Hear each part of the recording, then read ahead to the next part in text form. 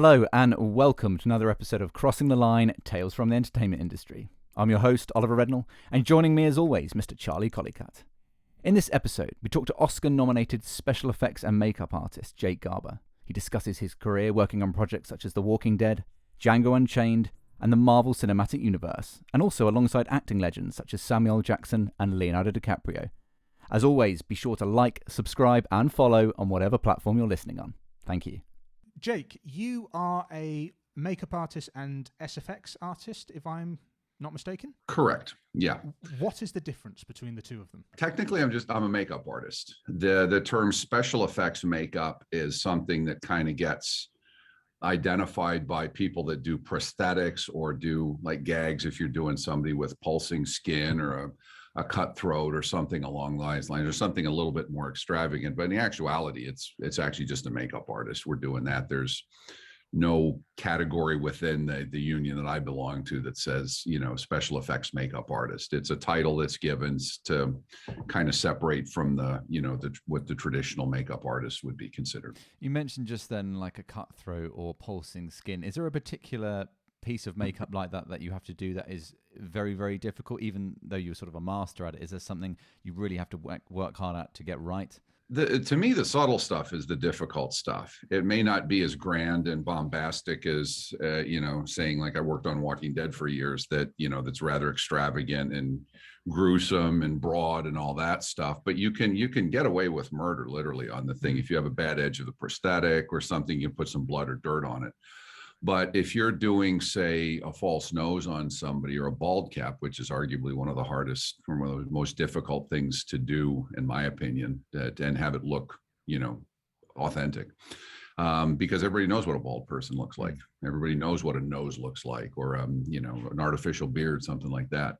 But something that's more fantasy oriented, you've got a lot more leeway, and it tends to be a bit more of an attention grabber than the subtle stuff. But the subtle stuff is actually much more difficult to pull off, in my opinion, and more satisfying, actually. Have the materials changed a lot in the last few years, or are you still sticking with your sort of bread and butter stuff that you'd normally use from when you sort of started out?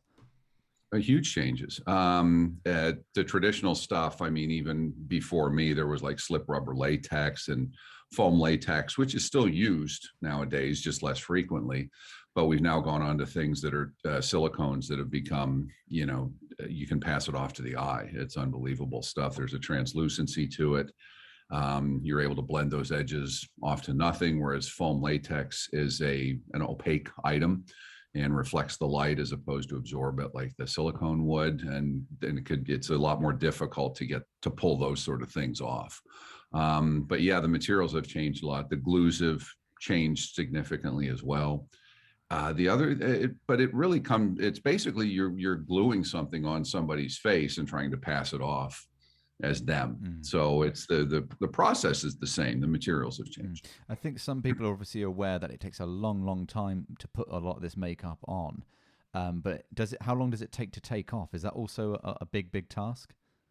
It's the most tedious task out there, because you want to go home at that point and you still have to go on with that business. But it's also something that you can't rush, because if you have an actor that is in makeup for an extended, length on a shoot, if you rush that to get it off because, either you're impatient or the actor's impatient, you can subsequently do some damage to skin, which is, it's reversible, but it's something that you don't want to work around during the course of filming. So you end up kind of making your job harder in the long run. Yeah, and it's kind of the thing like you rip off a Band-Aid. If you rip off a Band-Aid, you might have a little bit of redness around that'll dissipate. But, you're doing Band-Aids on arms, fingers, and things like that. Where in makeup things, you're doing stuff around eyes that have very sensitive, delicate skin around it and all that sort of stuff. So, and you don't want to have them come in the next day raw and glue something on top of it. That's just miserable. Do you often have to work around the schedule of the actor, or do you have a say in, because of this makeup is going to take this long to do you have some influence on maybe when the filming takes place or how long for? Well, how the filming takes place is a different animal. What'll usually happen is they'll go over the schedule and you'll look at it, and they'll ask you how long a certain process can take, and they incorporate that into the shooting day. Usually is the case, they pop their head in and ask, what's the update? Can you make it faster? Which I'm rather belligerent about and say, no, I told you an hour and a half. It's going to take an hour and a half. It tells me that you can't read a watch. But yeah, they do consult with us on the duration of makeup, and as the regular makeup and hair department too.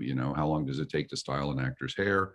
How long to do beauty makeups? Beauty makeups can take just as long as a prosthetic makeup at times.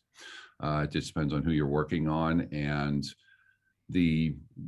some actors are not good at sitting still for a while, so you have to kind of try to figure out ways to hasten the process.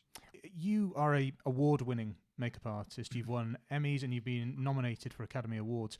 One of the things you won Emmys for was The Walking Dead, which, as you were saying before, loads of prosthetics all over the zombies. And in that, you're talking about how long it can take sometimes.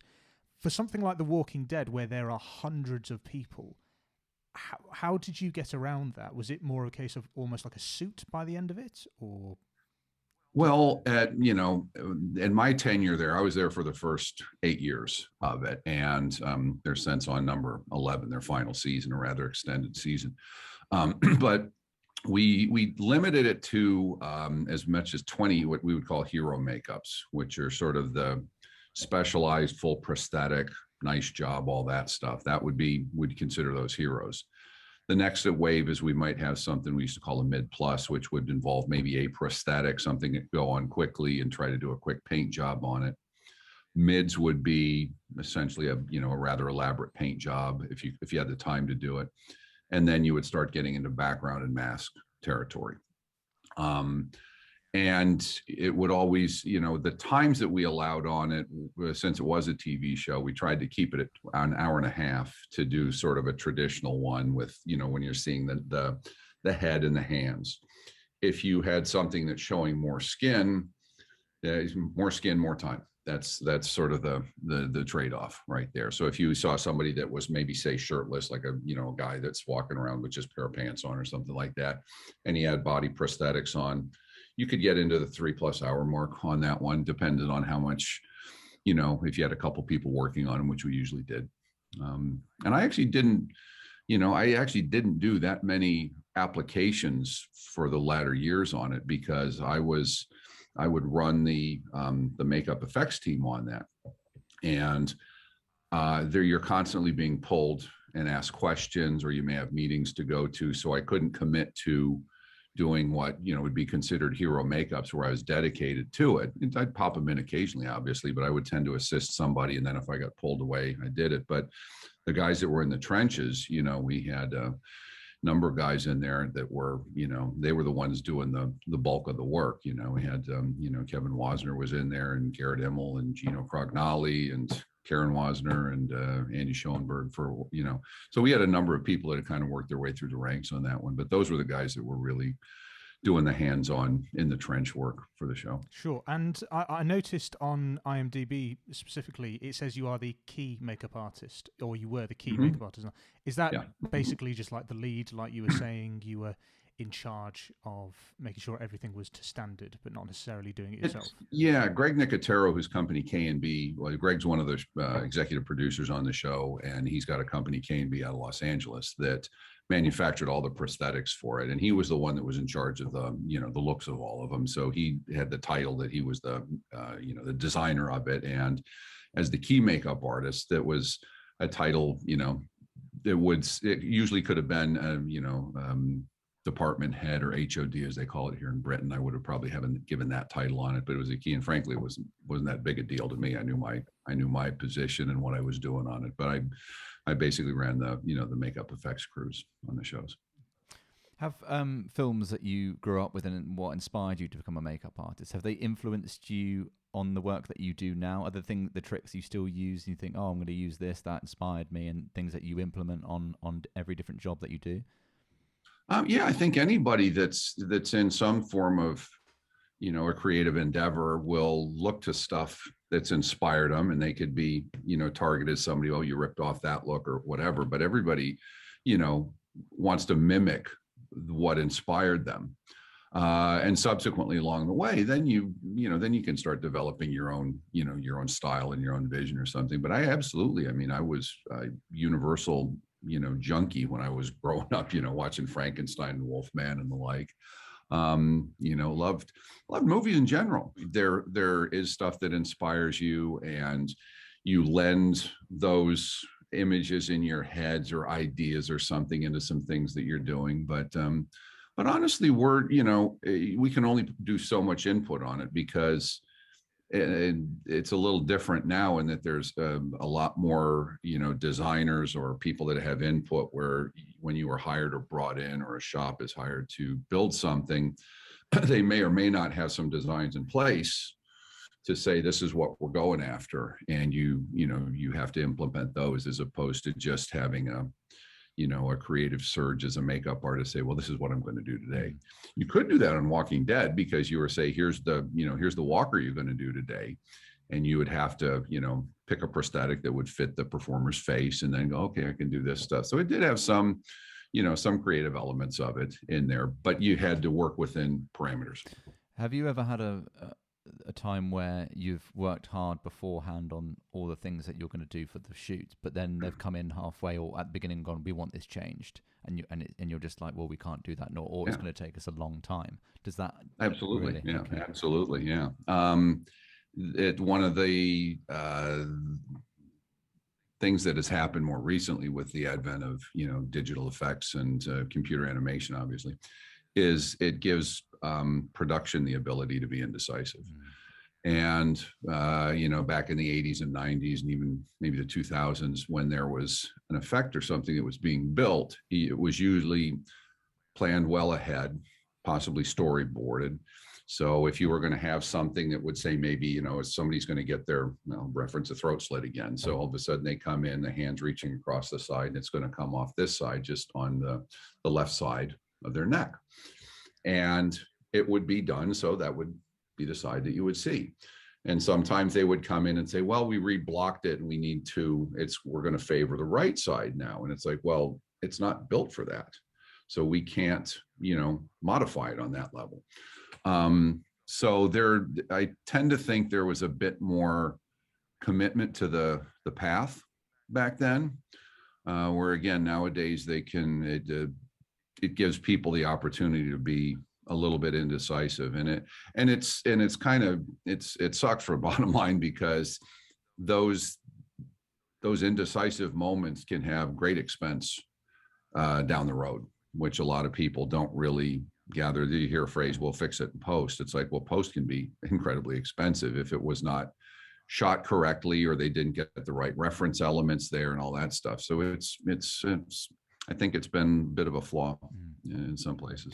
Because technology is moving so quickly now with visual effects, like you were saying, is there anything at the moment that's kind of in an experimental stage that you think isn't quite working, and then you'll probably see that it gets phased out, or at least worked on until it is really good? I don't know. There's been some things that have, come forward in leaps and bounds with things, and it depends on how much support you have from production. For example, I had done Captain Marvel and was doing the makeup on Samuel Jackson, where we had to make him look younger for the film. Had they done that haphazardly, it would have been a disaster. And sometimes it happens in projects, but on that one, I had come up with a way to incorporate some lifts onto Sam, and it would just basically kind of, take away a little bit of the weight there and here, and cover them with prosthetics and the like. And then we put tracking dots on them. So I was, getting at about 50% there, and then digital would take on after there. And that served a couple of purposes. One of them was that Sam could look in the mirror and see himself physically look younger, which can help his performance. And the actors around him can see a younger version of him, which again, they can utilize that rather than just saying, well, okay, pretend. And sometimes you do that and it works, but if they can have something tangible, it helps.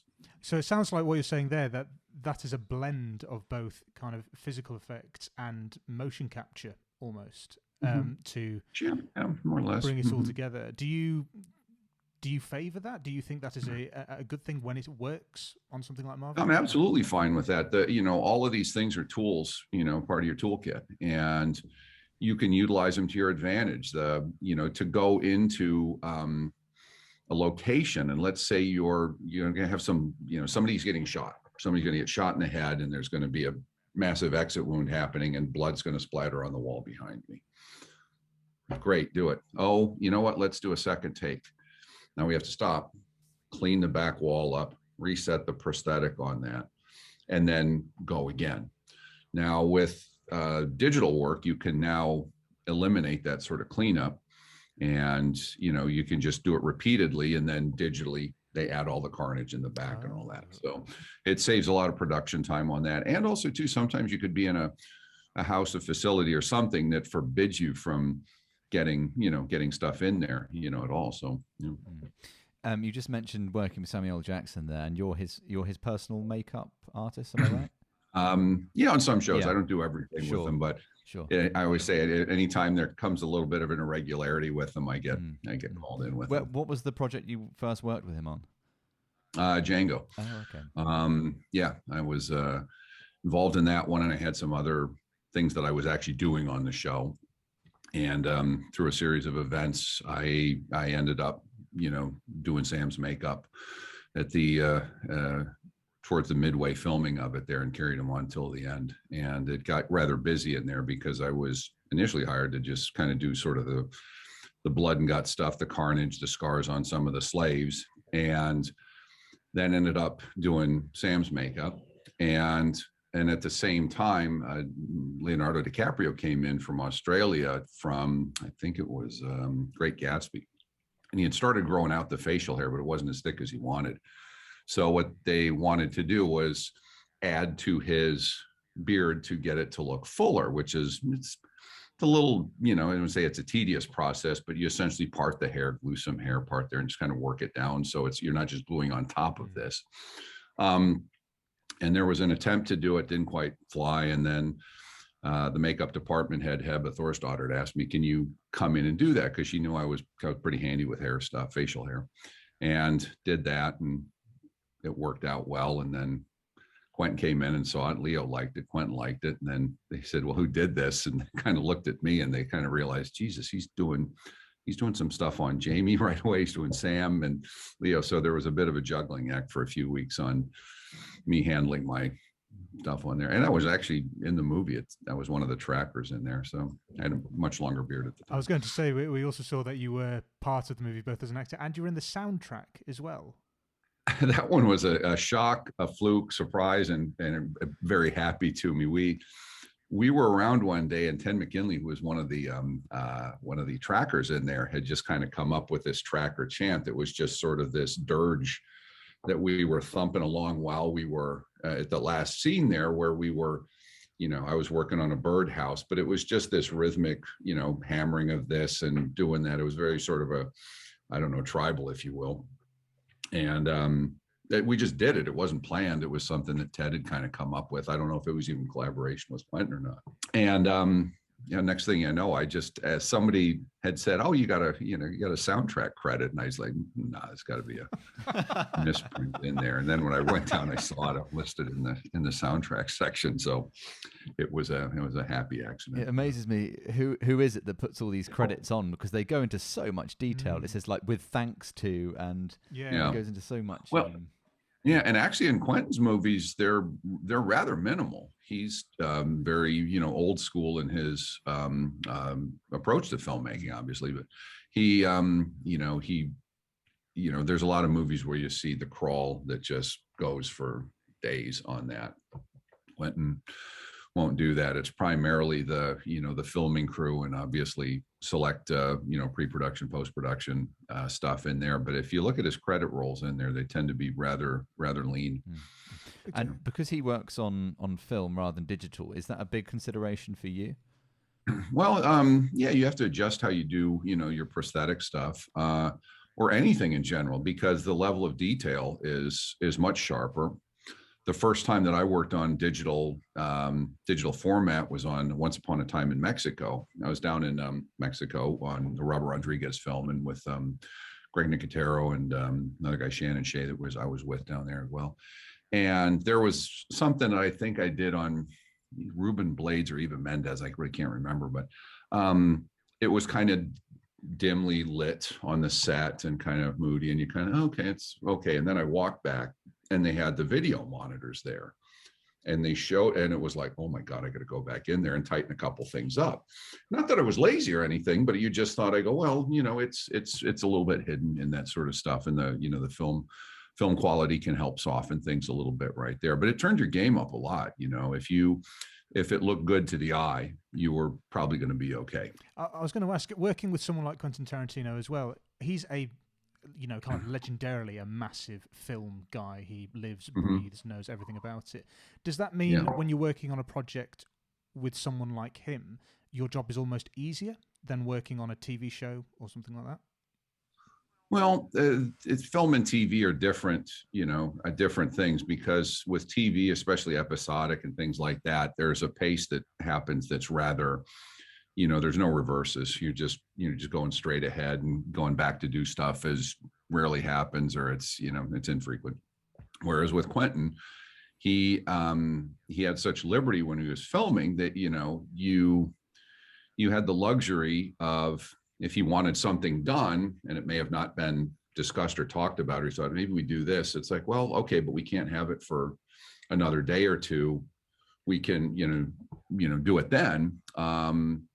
That's kind of how we could do it. But the thing about working with Quentin was that there was a shorthand that he does have an encyclopedic, knowledge of all filmmaking and television. So if he would say something, okay, remember that scene in Stagecoach? You'd be like, okay, I think I remember this one here. Or there was a thing where somebody was birthed in The Prophecy. He could reference that like that. And then I kind of, okay, I think I got an idea what you're talking about. So it made it a little more concise on our communication and all that. If you had to explain certain things over and over again to somebody, it might get a little tedious. But yeah, there was definitely an ease of communication with them like that. Mm-hmm. And has the quality of the film, because now we're in 4K and all the big high definition things, has that had to happen very quickly on like the real detail of makeup? Because you can sometimes see it in not film or the high end TV, but you can sometimes spot that. Absolutely. I mean, and I think that was what ramped up the speed of materials for prosthetics. There was always, everybody was trying to, or not everybody, but there were people trying to get the prosthetics to look more lifelike. And there was, silicone prosthetics attempted at early, some of them to great success, others not.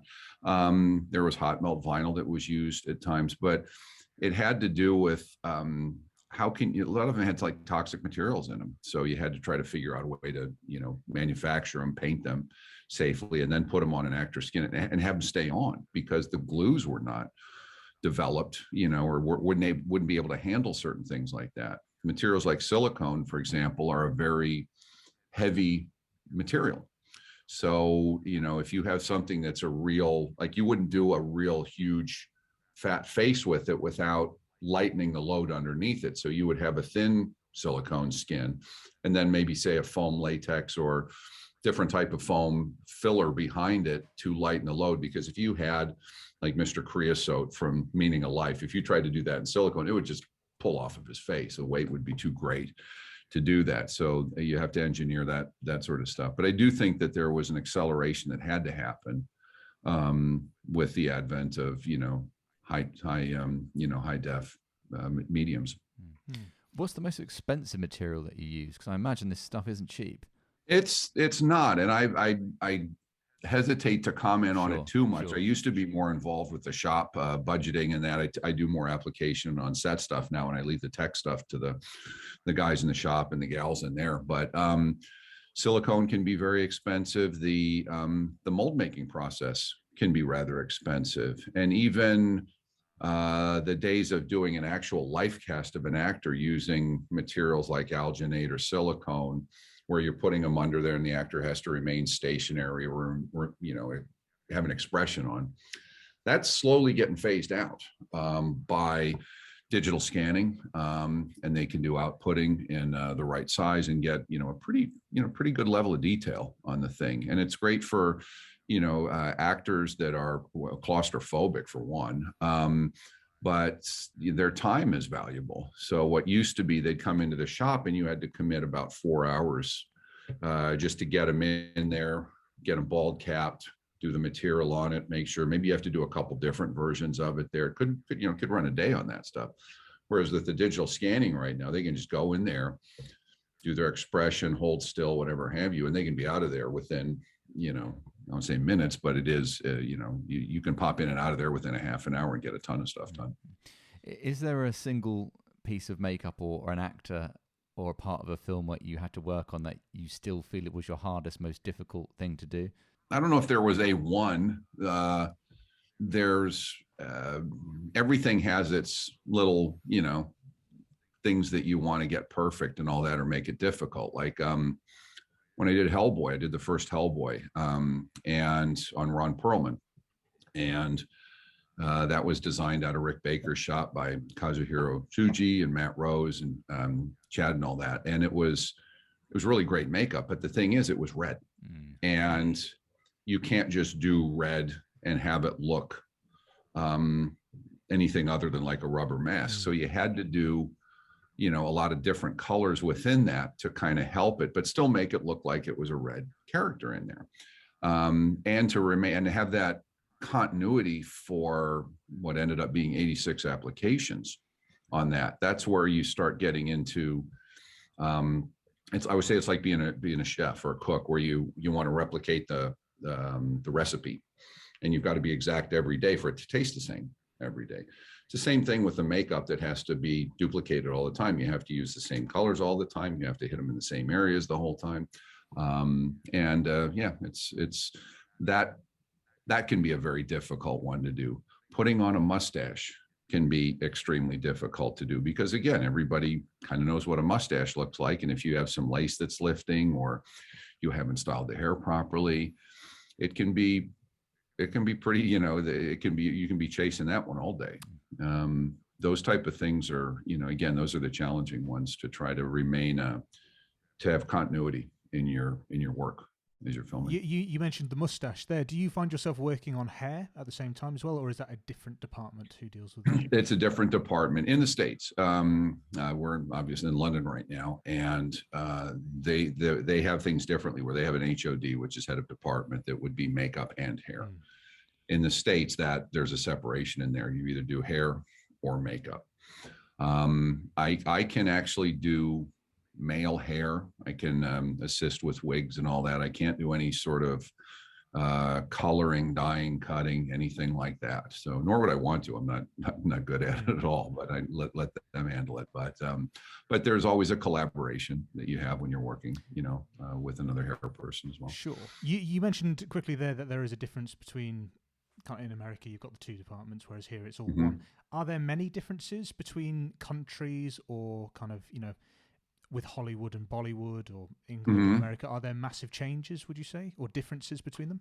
It's more, the job is the same.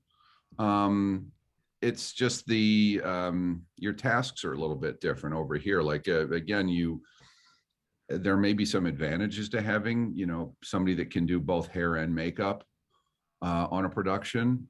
There may be disadvantages.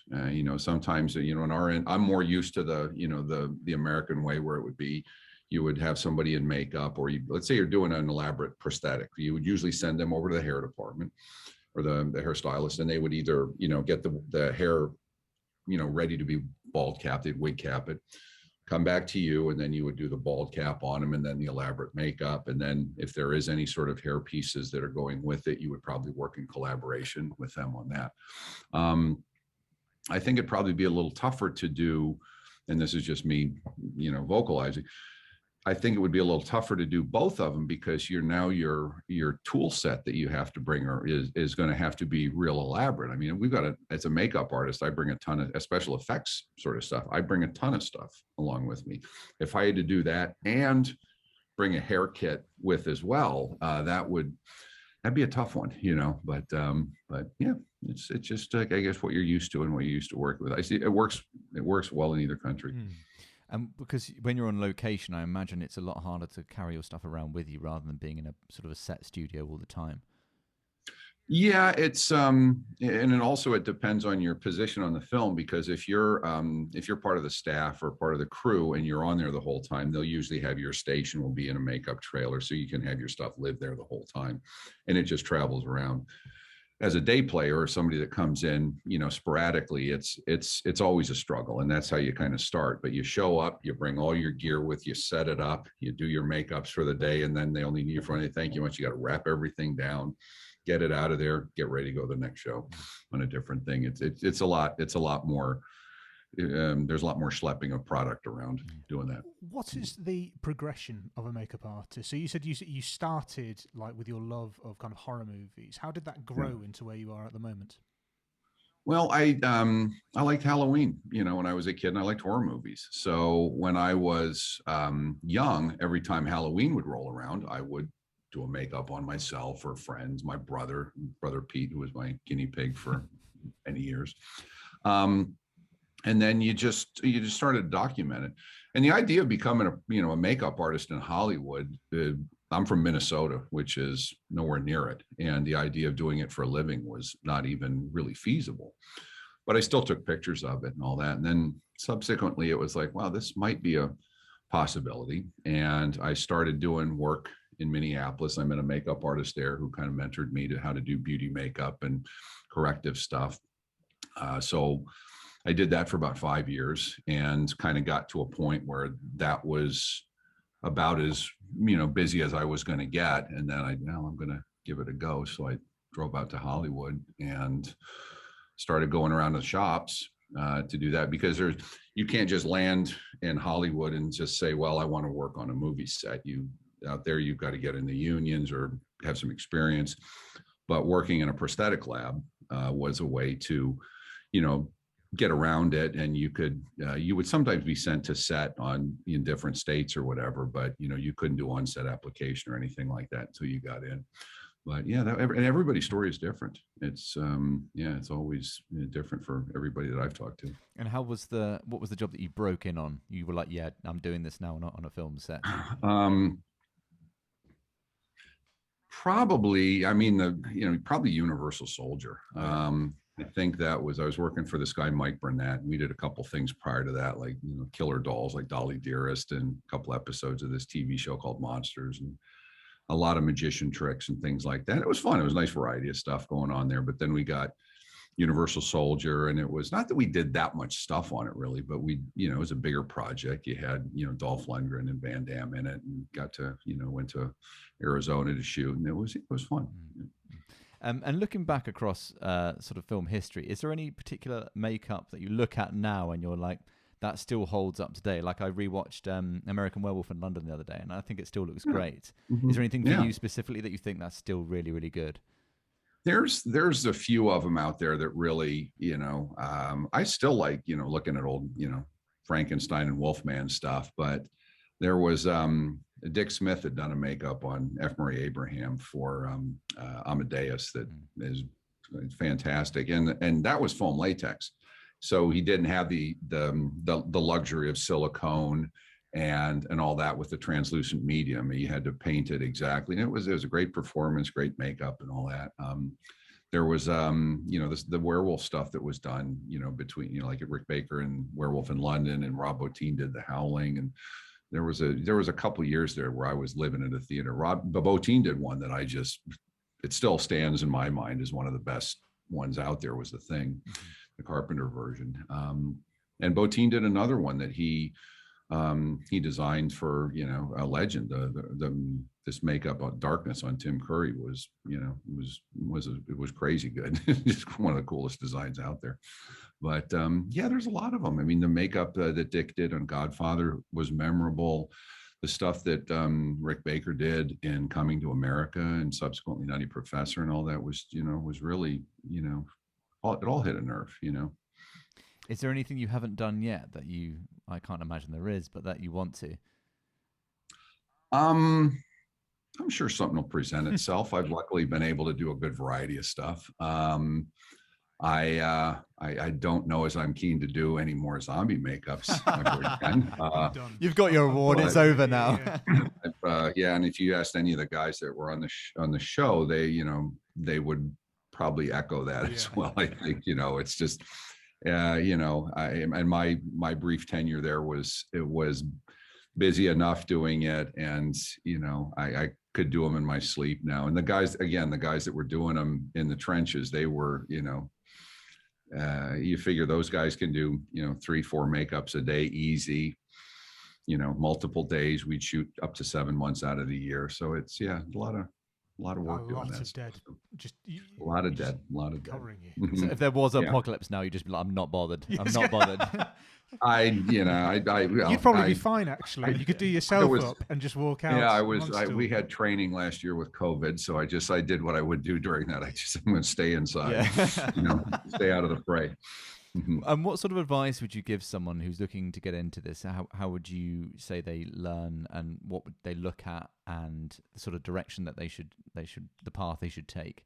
I think the first thing that I would probably tell people is to have patience. There's a lot of people that just think that, well, look, I've done a couple of makeups, I can do this. It's like, no, you have to keep doing it. You have to document your work. You have to take pictures of everything that you've done, good, bad, whatever, because that's the only way you're going to be able to look at your work and track your improvement, or, your downslide or whatever. It's a lot easier now, in my opinion, to learn how to do this. When I was starting out, if you caught something on TV that was a behind the scenes thing, that was great, but it was usually going to the library, pulling out books. There were magazines that were out there, Famous Monster to Filmland and, Cinemagic or Fangoria or Starlog. You could have articles in there that you could pull some information out.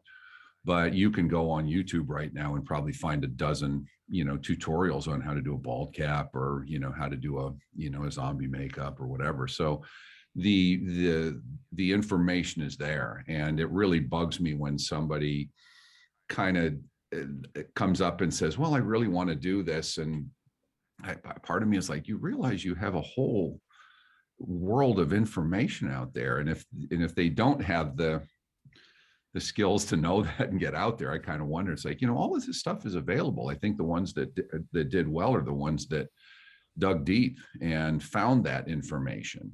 And it's readily available. And it's just a matter of getting materials, and it is expensive to start doing this. The products are expensive, but you just have to, like anything, get a job. I worked at warehouses for years, trying to get some money so I could afford alginate to make fangs, or buy a makeup palette. It was just that was singular focus. Do you find that there are other skills that make a good makeup artist? So you hear stories of the makeup artist and hair designers know all the gossip on set. Do you think being a good people person also makes you a good makeup artist? Sure. You think you have to be a bit of a psychologist on a certain level. You have to read people really quickly, in my opinion, because if you're working with the same person all the time, it becomes easier because there's a familiarity that can happen with it. But if you're doing different people every day, you kind of have to read. Are they coming in nervous? Do they not want to talk? Do they want to sit there and read their lines? Are they, that they want to be left alone? I mean, you just kind of got to pick up on that pretty quick, and it doesn't matter to me what their process is. Some people just want to be able to get in their own zone and prepare for work. Others have nervous energy and they just want to chat the whole time while you're working on them, and it makes the time go faster for them. But it's different for all of them. Was there a point of your career where you were like, wow, I'm really doing this, and you were like, I'm the guy people come to? Or was it just a gradual thing, or was there a moment you realized? Well, there was a couple of moments that, it was early on, but I remember kind of geeking out a little bit. I was working on the show Monsters, and they had a studio in Hollywood, and there was a parking spot that said special makeup effects. So I was like, oh, wow. So I pulled in there and I parked it, and all of a sudden I looked, and the Hollywood sign was in the background. And I kind of thought, oh my God, I'm actually here doing this. Wow. This is pretty neat. The other one was when I got nominated for Star Trek First Contact, I went to this nominees luncheon, and all of the nominees are there, and they come down and take a class picture. And I just happened to be walking down with Billy Bob Thornton at the time, who had done Sling Blade and all that. And we were just kind of, can you believe this shit? All of a sudden you realize you're walking up there and you're standing next to this array of Hollywood actors. There's a big, statue in there and all that stuff. And that was kind of a, holy shit, this kind of snuck up on me. And it was like, and I had a great time with it. It's not a, it'd be great to get nominated for that sort of stuff. But the more that you're kind of in this, you start to realize that a lot of the awards, are subjective. Of course, yeah, I've heard that a lot.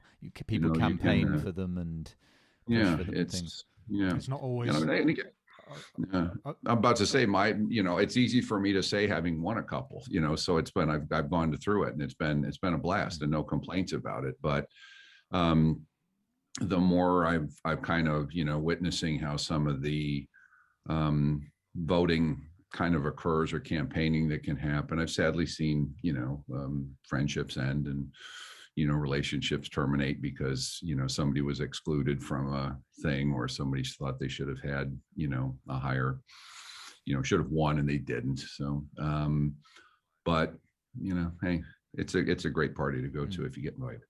Excellent. And in the job that you're in, I imagine Hollywood is quite a friendly place. I mean, I know with actors it can be, because it's in front of the screen, there's a lot more sort of flattery and things like that get involved. But is being a makeup artist, does that exclude that side of things, do you think? I guess I'm not the sort of falseness and the pretense that surround maybe acting and the Hollywood kind of stereotypical vibe. That could happen in any field, in my opinion. With Hollywood, it tends to be a bit more, exposed or grand because there is sort of a level of glamour that's attached to it. But believe me, you're not sitting there drinking champagne and going to premieres every night. You're setting your alarm for 2 a.m. to go out to a cold climate, slog through mud, all that sort of. It's a physically difficult task. But yeah, I mean, yes, there's gossip around. Yes, there's a little chatty stuff, but it's going to be the same thing you're going to hear in an insurance office or, a group of plumbers working on something. It's just, it's just human nature. It just depends on what you do with that gossip. It keeps you around or not. Because if you do have to have a level of discretion on stuff, because honestly, you're, even beyond the personal politics and things that go on there, you're on a show that has you sign, NDAs, non-disclosure agreements all the time. And you got to be pretty careful. It's real easy to just, slip something out that you didn't mean to, or, I didn't think anybody would be bothered by that. Where, even just something as like doing a selfie in a makeup trailer where you're not showing anything, but all of a sudden on the back wall there, you just happen to have the calendar up there. So now all of a sudden you see, who's where, who's when, and all that. We have to have levels of security on some of these shows. So, yeah. Do you think security is becoming a harder and harder thing because of like selfies? I remember, years ago, Kubrick, the levels of sort of security he'd have to prevent any leak of his projects, but then photographers would look over Pinewood Wall and then they'd build the wall bigger and stuff like that. Is that something that everyone's got to be really aware of now? Yeah, there's I'm on Marvel project right now, and there's very strict protocols in place to prevent leaks on things. I won't go into details on what they do, but it's taken seriously, and if you screw it up, you're probably not going to be around very long. But honestly, it comes down to common sense.